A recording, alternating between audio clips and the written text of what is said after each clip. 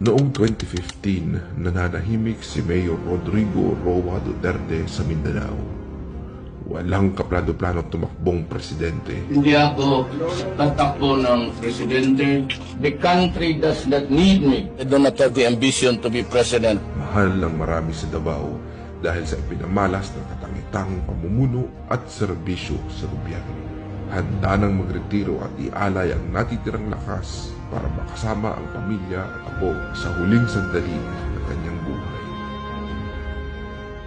Subalit noong 2016, dala ng matinding pangangailangan ng bayan, tinawag siya ng madla para tumakbo.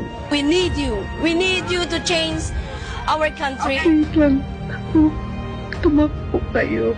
Sabay-sabay na tumakbo ang mga taga-suporta ni Davao City Mayor Rodrigo Duterte. Unti-unti lumakas ang panawagan hanggang sa di na ito napigilan.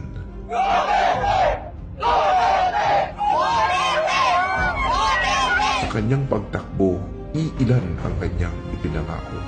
Lilinisin niya ang Pilipinas at susupilin niya ang droga. Binalaan niya mga Pilipino na kung siya ay mahalal, marami ang mananagot. Kriminal, sindikato, dorugista at kurakot. I will be forced to kill you. And you will be forced to kill me and you. Because I have to protect the nation. Talagang yayarein ko kayo sa paghirap ninyo sa Pilipino. Marami ang natuwa, nagbunyi at sumang-ayon. Si Duterte ang kailangan ng bayan at nang siya'y naging Pangulo, tinupad niya ang lahat ng kanyang sinabi. Inialay niya ang lahat ng oras, galing at talino para sa Pilipino. At ngayong 2025, inialay siya ng sariling gobyerno at nais siyang litisin, hindi dahil sa kasalanan, kundi dahil sa pangakong kanyang tinupad para sa Pilipino. Hihilahin ko yan. Hihilahin ko yan. Ako maniwala ka, hihilahin ko yan. Akin na yung anak ko! Akin na yung anak ko! Rodrigo Roa Duterte. Si Pangulong Duterte ay hindi isang ordinaryong Pilipino o politiko. Siya ay dating presidenteng inihalal, mahal at suportado ng maraming Pilipino.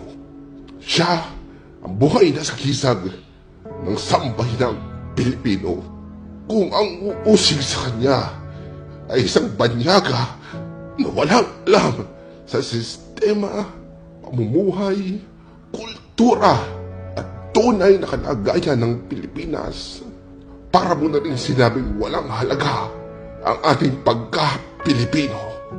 Tanggalin natin sa ating dugo ang kadenang inilagay ng nakaraang mang-usig at mananakop. Kastila, Hapon, Amerikano at ngayon, sariling gobyerno. Kaya kung ikaw ay isang Pilipino, makiisa at isigaw. Iuli ng buhi ang among amahan.